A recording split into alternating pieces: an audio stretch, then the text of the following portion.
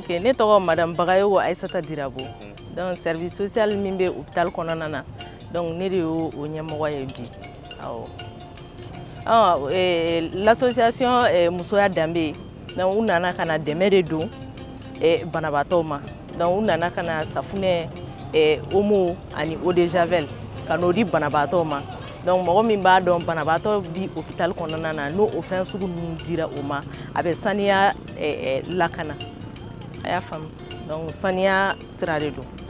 Bon nisɔndiya min bɛ ne na o tɛ se ka fɔ ka ban parce que n'i y'a mɛn service social dɔgɔtɔrɔso kɔnɔ o ye service min de don min bɛ dɛmɛ don dɛsɛbagatɔw la hôpital kɔnɔna na. Donc ni mɔgɔ nana ka na dɛmɛ d'i ma k'a fɔ ko a minɛ i k'a di banabaatɔw ma o nisɔndiya o tɛ se ka fɔ ka ban. N ka foliba bɛ u ye. Donc nin ka k'a fɔlɔ ye a kana k'a laban ye. San o san an ka jɛ ka 8 mars an k'a fêter tan cogoya la. San o san an ka nin kɛ parce que a bɛ banabaatɔw fana nisɔndiya. A bɛ banabaatɔw nisɔndiya.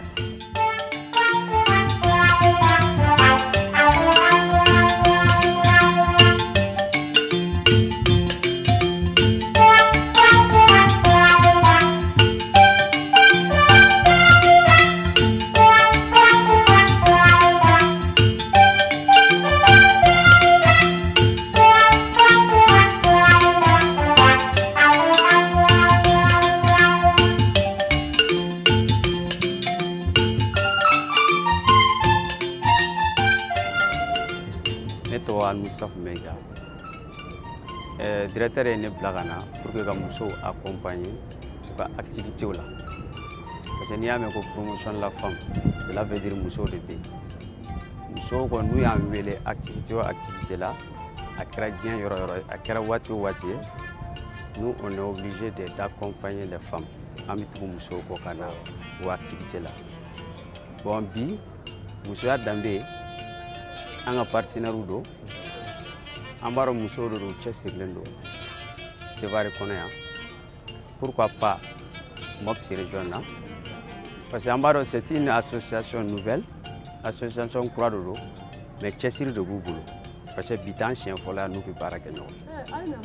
On a des mères de lacets, hôpital somnol de l'eau. Parce que nous ni hôpitaline, à du centralisé, comme Madame l'a présenté à Patroumi. Ça regroupe la région du Nord et aussi du centre du pays. Voilà, où nous sommes déjà dans ce hôpital.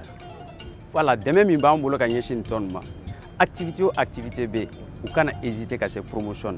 Nous serons promotion, nous avons dit que nous avons une clé pour démocratie. Voilà.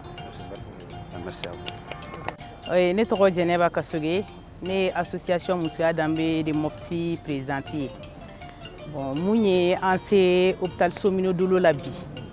Ambe 8 mars hukum konnana. Ni 8 mars fo abedamne mars kalo kli fo la fokata se bisabama.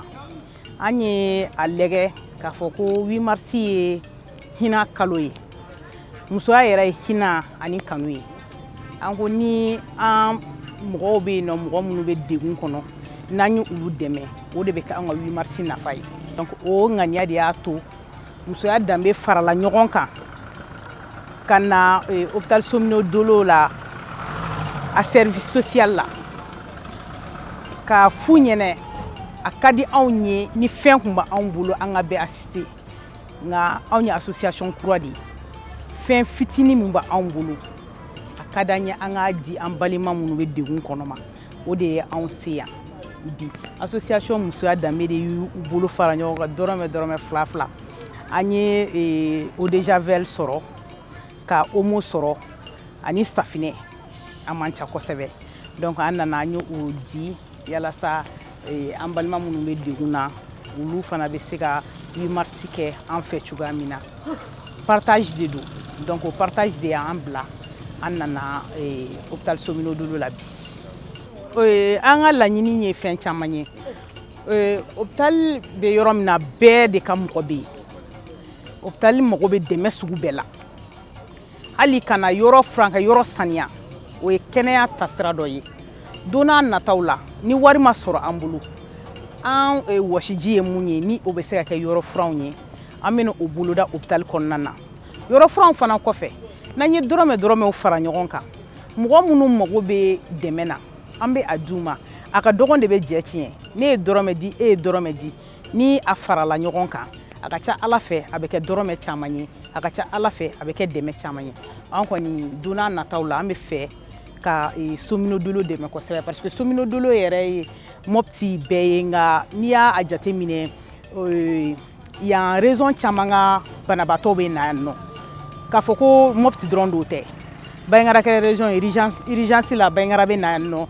Douanza bɛ na yan nɔ Gao ni Tombouctou ni fɛnw a caman bɛ intervention kɛ yan donc olu kelen fanga tɛ se donc na an ma fara ɲɔgɔn kan anw ka ŋaniya ye anw ka se ka u dɛmɛ an seko an'an damayira la an fanga na o de kɔni anw ka laɲini don n'a nataw la d'accord yani ne ka tɔndenw fo ne bɛ hôpital baarakɛlaw de fo c'est vrai que difficulté bɛ yen sɛgɛnba de bɛ yen ɲɔgɔn faamubaliyaw bɛ yen nɔ banabaatɔw ani baarakɛlaw ni ɲɔgɔn cɛ mais a ka dɔn ka fɔ hôpital mɔgɔw u cɛsirilen don mais ni patient minnu nana ni u bɛ degun kɔnɔ u k'a dɔn k'a fɔ ko degun de bɛ mɔgɔ se hôpital la diyaɲɛ tɛ mɔgɔ si se hôpital la donc docteur minnu ye kalan kɛ ninnu u k'u majigin u ka kuma ni faamuyali ye yalasa banabaatɔw bɛ faamuyali kɛ u bɛ cɛsiri mun na Ala de b'u sara banabaatɔ kɔrɔ donbaga mɔgɔ min bɛ banabaatɔ a dɔw bɛ yen nɔ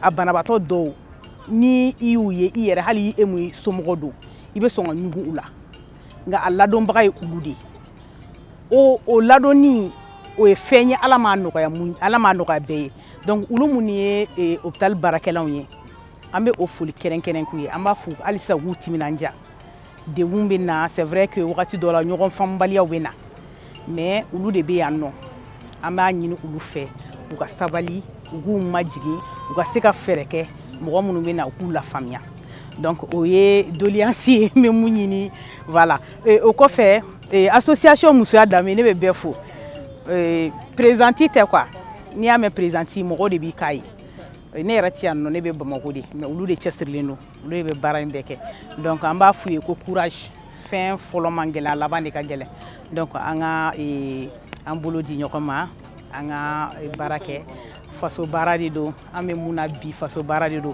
bɛɛ ka mɔgɔ bɛ ni hôpital nin na bɛɛ ka mɔgɔ bɛ na ni hôpital nin na donc u ye fɛn mun kɛ i y'a k'i yɛrɛ de ye donc an ka olu bila an kun na an ka baara kɛ an ka taa ɲɛ donc ne bɛ bɛɛ fo merci beaucoup.